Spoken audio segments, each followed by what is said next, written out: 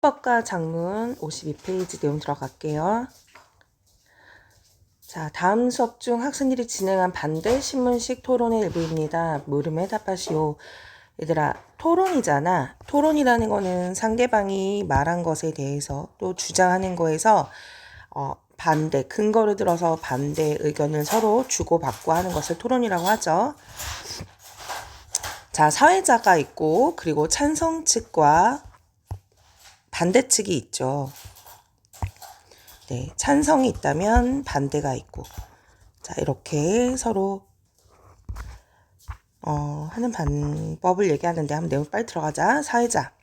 이번 시간에는 지난 시간에 안내한 대로 의무투표제를 도입해야 한다라는 논제로 주제로 토론하도록 하겠습니다. 의무투표제라는 건 자, 무엇이냐? 여기 설명되어 있어. 이어서 볼까?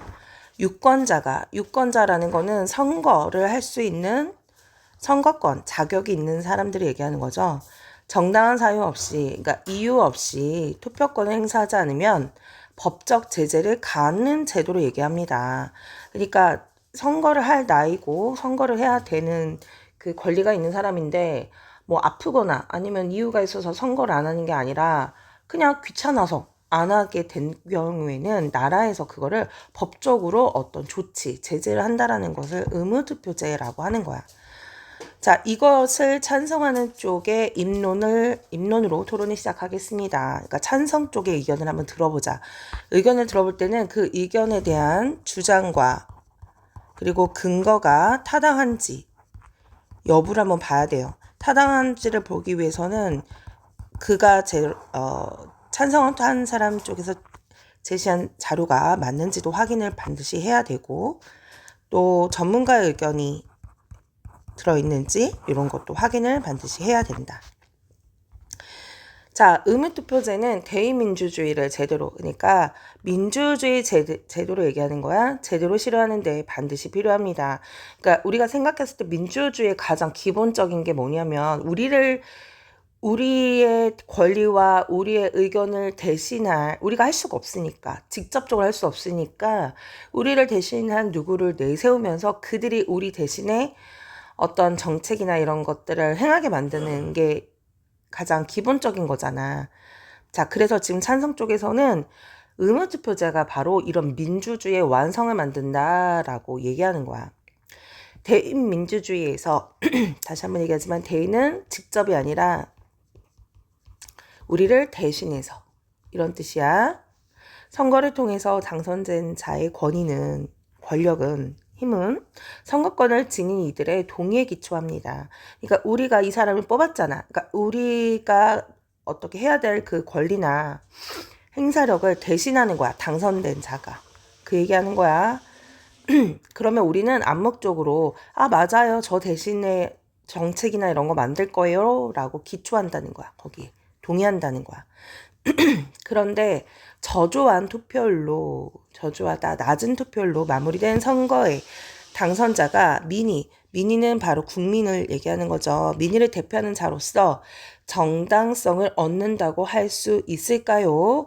그러니까 그들이 과연 국민을 대신한다는 명분, 이유가 될 수 있을까요? 라는 얘기입니다. 대수가 없을 수도 있죠. 예를 들어서 사람들이 지금도 투표율이 높다고 할 수 없는데 예를 들어서 국민의 적어도 요즘에는 40%만 지지를 해도 그래도 다행인데 가령 10%의 지지대를 갖고 있거나 5%야. 이런 경우는 사실 이들이 우리를 제시한다고 할 수가 없죠. 지금 그 얘기를 하는 거야. 자, 의무투표제가 아닌 자유투표제로 선거를 운영하는 나라에서는 그러니까 자기가 원하는 대로 그죠? 유권자의 과반은커녕 과반이라는 것은 50% 얘기하는 거야. 커녕 전체 인구로 따지면 소수라고 여겨질 정도의 지지로 당선자가 결정되는 경우가 종종 생깁니다. 그 당선자는 그러니까 소수의 표로 결정된 당선자야. 직을 수행하면서 직이라는 건 자기가 이제 투표로 당선이 돼가지고 그 관리직을 얘기하는 거지. 다른 후보를 지지했던 유권자들의 반발에 부딪히기가 쉽습니다. 자, 워낙 낮은 투표율로 당선이 됐기 때문에 다른 유권자들이 이 당선자에 대해서 정당성이 없다고 보는 거야. 그러니까 뭐만 하면 계속 이제 반발을 하는 거죠. 이는 정쟁의 빌미가 되어, 정쟁은 정치적인 투쟁이야. 정치적인 경쟁 뭐 이런 의미도 돼요. 빌미, 이유가 되어 대의민주주의가 제대로 실현되는데 난점으로 작용이 됩니다. 문제점이에요. 하지만 유권자들 대다수의 한 표 한 표가 실제로 반영이 되어 결과로 나타난다면 투표 참여자들로부터 유권자들은 선거의 결과에 수긍할 수 있을 것이고 마음을 모아 당선자에게 힘을 실어주게 될 것입니다. 그러니까 많은 투표로 당선이 되거나 아까 얘기한 것처럼 의무투표자가 돼서 모든 100% 사람들이 투표를 하게 될 경우에 그럴 경우에는 어떻다라는 거죠. 모두 선거 결과에 수긍할 수 있다라는 거지. 그리고 투표로 선거에 참여하는 일은 우리에게 주어진 권리이자 의무이기도 합니다. 자, 권리이자 의무래요. 자, 공직선거법 6조 사항에서는 선거권자는 성실하게 선거에 참여하여 선거권을 행사하여야 한다라고 규정이 되어 있기도 합니다. 유권자 대다수의 의사가 결과에 반영되도록 의무투표제를 실시해야 됩니다.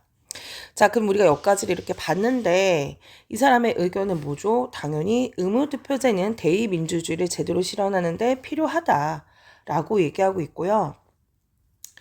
당선권자의 권위는 이들, 바로 선거에 뽑힌 이들 동의에 기초합니다.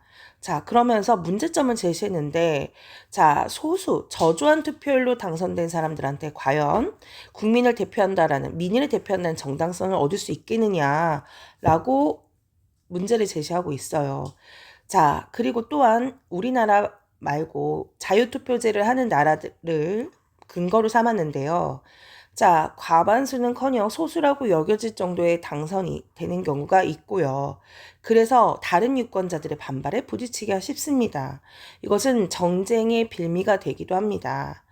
또한 그래서 어떻게 하자라고 얘기합니까? 한 표 한 표, 지금부터 이제 주장을 다시 한번 하는 거야. 하지만 유권자들이 의무투표제를 도입을 해서 자, 한 표 한 표, 자, 제대로 반영이 된다면 결과에 수긍할 수 있을 것이고 당선자에게 힘을 줄 수도 있습니다. 또한 그 근거로서 우리에게 주어진 권리이고요. 또한 그 근거로서 법조항을 근거로 제시했죠. 그죠? 법조항을 근거로 제시했습니다. 뭐라고 얘기하냐. 선거권자는 선거에 정실히 참여해서 행사해야 된다라고 얘기합니다. 그러함으로 뭐하고 있죠? 의무투표제를 실시해야 된다라고 얘기를 하고 있는 거예요. 자, 그러면 이어서 볼게요. 자, 사회자 이어서 보겠습니다. 반대 측에서 반대 신문을 해 주십시오. 자, 의무투표제를 도입을 하면 투표 결과의 정당성을 확보할 수 있다고 하신 것 같은데 맞습니까? 라고 묻죠. 자, 처음에 근거로 뭘 얘기를 했냐면 얘들아, 정당성을 얻을 수 있다라고 얘기했어. 정당성. 자, 그거에 대해서 이제 반대 의견을 얘기하겠죠. 왜 그것이 맞지 않은가? 한번 볼게요. 의무투표제를 도입을 하면 투표 결과의 정당성 확보할 수 있다는데 맞습니까? 네, 맞습니다. 그렇다면 정당성, 이게 맞냐? 이게 명분이 되냐? 이것이 투표율로만 얻어지나요? 의무투표제를 시행하면 자신의 자유의지에 따라서가 아니라 떠밀리듯이 투표장에 간 유권자들도 많을 텐데 그런데 선거에서 당선된 당선자에게 정당성을 찾을 수 없지 않을까요? 자, 뭐가 빠졌을까 얘들아? 법적으로 제재를 해서 의무투표제를 하게 되면 뭐가 문제가 되는 거야? 우리의 자유의지가 사라진다라는 거예요. 자유의지가 아니라 강제로 투표를 한 건데 그 사람이 투표율이 높다고 해서 그 당선자가 정당성이 있다라고 말을 할 수 있냐는 거야. 뭐 이거죠. 쉽게 말해서 이런 일제강점기야. 일본이 강제적으로 투표하라고 했어. 2025년 우리 식민지에 살고 있단 말이야. 근데 어쩔 수 없어. 그 투표 후보로 나온 사람들 중에 한국 사람 하나도 없어. 다 일본에 유리한 정책을 해. 근데 우리가 이것을 투표하지 않으면 우리에게 법적인 제재를 가한대. 그래서 어쩔 수 없이 우리의 자유의지 없이 투표를 했단 말이야. 그러면 당선된 사람들이 과연 정당성이 있다고 말할 수 있냐는 거지. 자, 이어서 볼게요. 그랬더니 찬성 쪽에서 아닙니다. 의무투표제는 투표 참여에 소극적이었던 유권자가 정당과 후보자에 대한 지식을 갖추고 정치에 관심을 갖는 계기를 마련할 수 있습니다. 자, 정당성이 있냐라고 묻는데 그것이 찾을 수 없지 않을까요? 아니라고 얘기하고 오히려 뭐한다? 유권자들이 공부할 수 있는 계기를 제시한대요. 제공한대요. 그러니까 내가 누구를 뽑을 건지 공부하고 참여할 수 있다라는 거야. 그 정당성의 명분을 그렇게 얘기를 한 거죠. 뭐예요? 유권자가 오히려 후보에 대해서 관심을 갖게 되고 지식을 갖출 수 있는 계기가 될 수 있다. 또한 투표제 도입 이후 정치적 토론이 활발해졌고 제시한 나라가 있는데요. 예시를 들었어요. 브라질이라는 나라인데요. 의무투표제를 도입해서 정치적 토론이 더 활발해졌고 정치 참여 역시 증가했다라고 했어요. 자, 의무투표제를 했던 나라를 예시로 들었죠. 반대 2. 우리나라에서는 사전투표제를 도입하여 운영 중이고 사전투표제 도입 이후 투표율이 올라갔다는. 자, 사전투표제라는 게 뭐냐면 얘들아 우리가 주중에 거의 투표가 이루어진단 말이야. 보통 수요일이나 이때 이루어지는데요. 자, 이게 만약에 투표 원래 해야 되는 날이야. 그러면 사람들이 주중에는 직장을 다니고 일을 하기 때문에 바빠. 그러면 가장 투표하기 편한 게 뭐냐면 주말이란 말이야. 그래서 미리 투표를 하기로 한 이 평일날 그 전주 주말에 투표를 하는 거야, 얘들아. 그래서 이거를 무슨 투표라고 하냐면 사전 투표라고 하는 거죠. 이것도 왜 있냐면 이 사람들이 주중에 너무 바쁘니까 이렇게 투표 선거라는 거를 독려를 하기 위해서 만든 제도예요. 이것을 바로 사전투표제라고 하는 거야. 사전투표제를 도입하여 운영 중이고 사전투표제 도입 이후 투표율이 올라갔다는 연구 결과들이 있습니다. 의무투표제만이 투표율을 높이는 방법이라고 보시나요? 자, 역으로 얘기를 하는 거예요. 지금 찬성 쪽에서는 정치 참여가 증가했고 투표율이 정치 참여가 증가했다라고 얘기를 하는 거잖아. 얘들 관심을 더 많이 갖게 되고. 그래서 반대 측에서는 이것을 제시합니다. 사전투표제가 도입이 되고 있고 충분히 이게 투표율이 올라갔다라고 생각을 한대. 그렇다면 의무투표제만이 정답은 아닐 수도 있다라고 보는 거예요. 이해 갔습니까? 이어서 볼게요. 그렇습니다. 찬성 측이에요. 사전투표제가 도입이 되었지만 이로 인해 투표율이 증가한다는 것이라고 볼 만큼의 횟수가 많지도 않을 뿐더러 자, 뭐라고 얘기를 하냐. 이것이 사전투표제가 도입이 됐지만 그렇게 횟수가 투표율이 증가했다라고 볼 수가 없다라는 거야. 그 효과도 제한적이라는 한계가 있다는 연구 결과가 있대요. 그리고 우리나라의 투표율이 전 연령대에 고르게 높지 않습니다. 의무투표제는 이 문제를 해결할 수도 있습니다. 자, 뭐라고 다시 반박을 하고 있냐면 횟수가 많지 않다. 그러니까 사전투표제가 지금 도입이 된 지 그렇게 오래되지 않았거든요. 네, 그거 지금 얘기하는 거야. 또한 투표율이 전 연령대 고루 나타나지 않대. 아무래도 나이가 있으시니까 이런 40대, 50대, 60대 투표율이 훨씬 높고 20대는 좀 저조할 수가 있죠. 그런데 의무투표제가 바로 이와 같은 문제도 해결할 수 있대요. 자, 사회자 보겠습니다.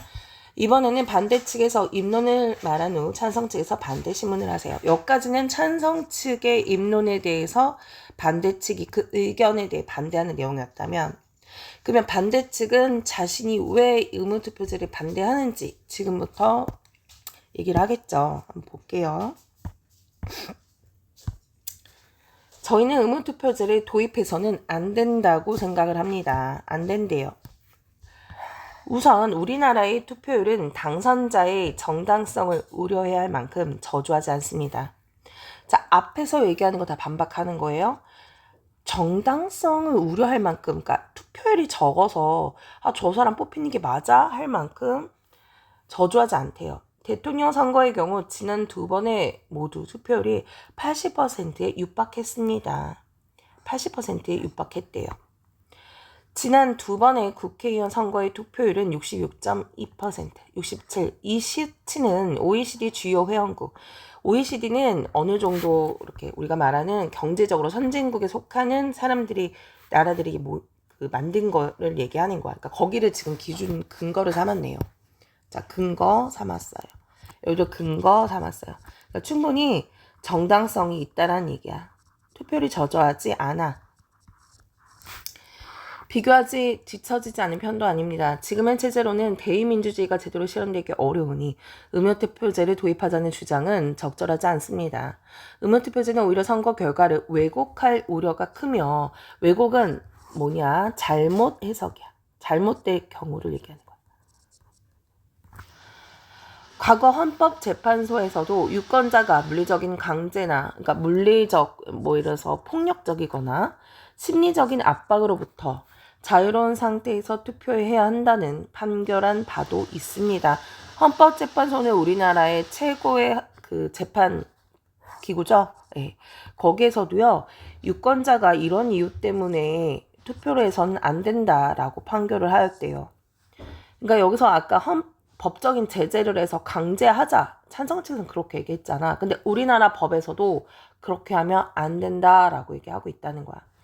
유권자가 선거에 참여하지 않는다는 것은 지금의 정치와 정책이 따를만 하지 않다는 불만을 드러내는 것이기 때문에 이것으로 정당성의 문제를 삼을 수 없습니다. 그러니까 선거를 하지 않는 것도 또 하나의 정치적 불만의 표시라는 얘기야.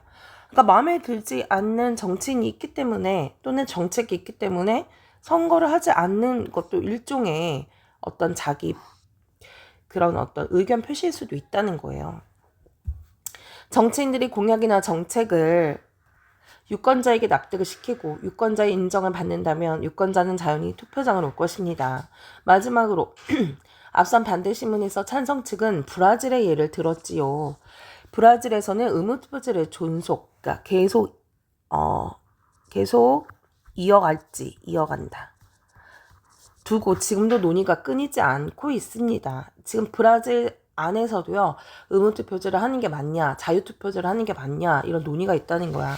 브라질의 한 정치학자는 후보의 공약도 제대로 모른 채 형식적으로 투표하는 경향 때문에 선거의 질을 높이려면 차라리 자유투표제가 낫다는 말도 하고 있습니다. 자, 어떤 정치학자의 의견을 얘기하고 있네요.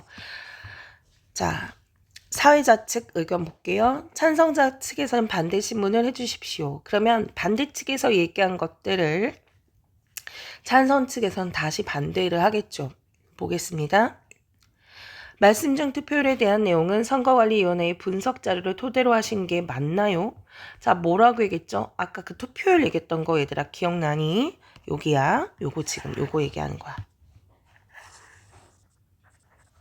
그쵸? 요거 얘기하는 거야. 너네 자료 이거 근거 제시한 거 맞아? 라고 얘기하는 거야. 그랬더니 찬성 측 맞습니다. 맞대요. 찬성 측 보겠습니다. 저희도 그 자료를 봤는데요. 국회의원 선거 투표율이 66.2%로 높았지만 연령대별 투표에서는 20대 후반과 30대 초반의 투표율은 56%로 매우 낮았습니다. 그러니까 나이대를 비교해 봤을 때 나이 많은 사람들 때문에 그들이 투표를 많이 해서 66.2%라는 게 나왔지, 실제로 전체 투표했던 투표자들의 비율을 본다면 젊은 사람들은 투표율이 낮았다는 얘기예요. 그거에 대한 근거를 얘기하고 있습니다. 지금과 같은 경향이 이어진다면 정치인들의 공약이나 정책에서 상대적으로 소외되는 연령층이 생기지 않을까요? 여기서의 소외되는 연령층은 아무래도 나이 많은 사람들이 투표를 하니 본인들에게 유리한 정책을 선택을 하겠죠. 하지만 20, 30대 초반의 투표율이 낮다 보니 정치인들도 이들을 고려한 어떤 정책을 내지 않는다는 얘기야. 그렇기 때문에 소외받는 연령층이 생긴다는 거죠. 그랬더니 반대가 얘기합니다. 아닙니다. 국회의원 선거에서 말씀하신 연령대의 투표율이 다른 연령대에 비해 낮기는 해도 꾸준히 증가하는 추세가 있습니다. 그러니까 20, 30대의 투표율도 올라가고 있다는 거예요. 한 표 한 표를 중시하는 정치인들이 해당 연령대의 유권자를 소외시키는 선택을 할 것 같지는 않습니다. 라고 얘기합니다.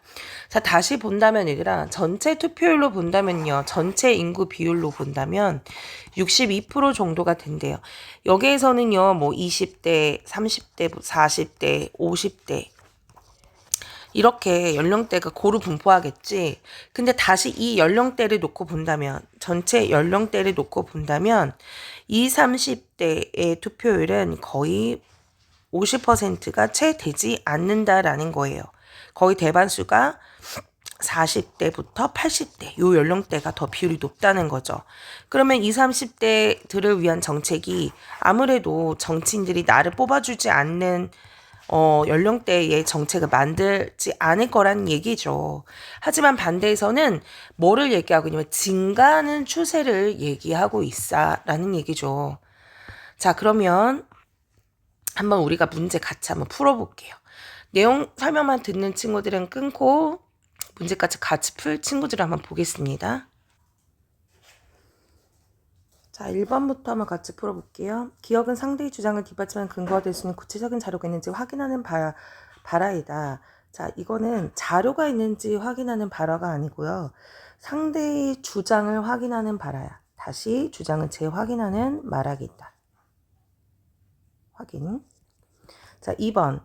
니은은 상대에게 반박을 위해 자신의 견해가 의견이 공신력이 있는 믿을 수 있는 출처에서 비롯된 것임을 드러내는 바라이다. 자, 드러내는 바라가 아니죠. 그냥 자신의 뭘 얘기하는 거죠. 견해만 얘기하지 그것을 하는 바라가 아니다. 3번. 디귿은 상대가 제시한 자료의 공신력 다시 한번 얘기하지만 믿을만 하냐 전문적이냐 이 얘기입니다. 보장이 되지 않는다는 점을 의도적으로 부각하는 바라이다. 자, 이것은요. 그 자료, 그러니까 선거위원회의 자료는 찬성 측에서도 하루에 봤던 자료잖아, 얘들아. 그치?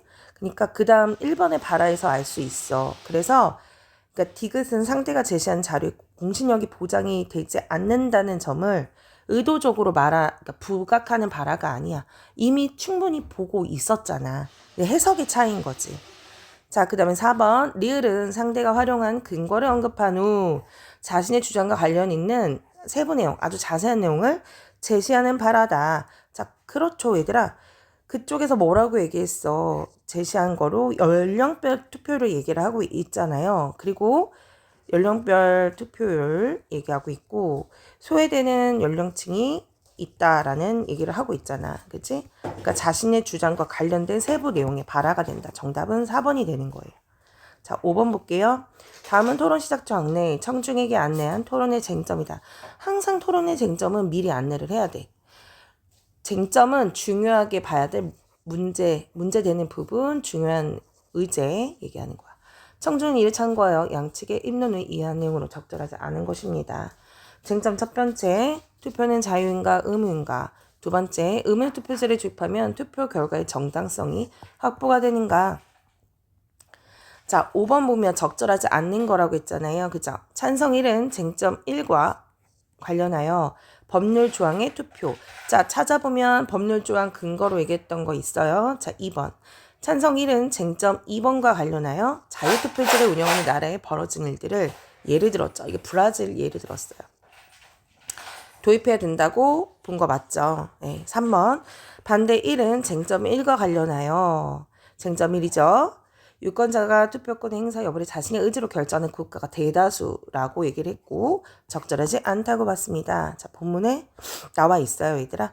대다수라는 의견은 없습니다. 알겠죠? 얘들아.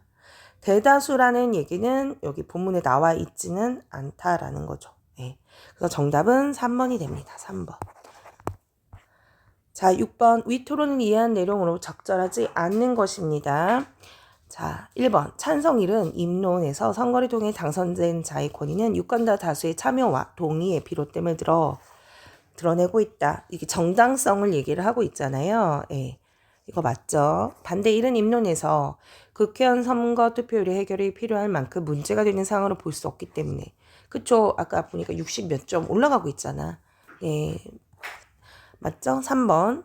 찬성 1은 반대측의 반대 신문에 대한 대답에서 의무투표제를 도입하면 우리나라의 투표율이 연령별로 차이가 있다는 점 문제를 삼을 수 있어서 긍정적인 효과를 가져온다고 봤다. 그치? 소외받는 그 계층이 생기기 때문에 그리고 20, 30대의 젊은 층은 투표율이 저조하기 때문에 정책이나 이런 것들에 대해 소외를 받고 그래서 의무투표제를 도입을 하면 긍정적인 효과가 있다. 맞죠?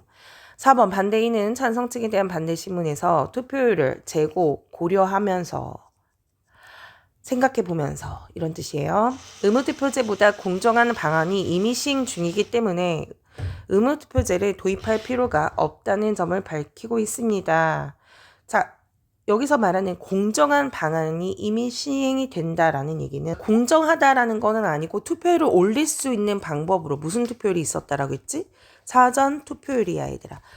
어떤 것이 더 옳고 그른 게 아니라 투표율을 증가시키기 위한 방안이 이미 있다라고 얘기를 하는 거지 뭐가 맞고 뭐가 틀리다 이게 잘못됐다라는 얘기예요. 정답은 4번이 된다. 자, 그러면 내용 정리하고 문제 이어서 풀어보세요.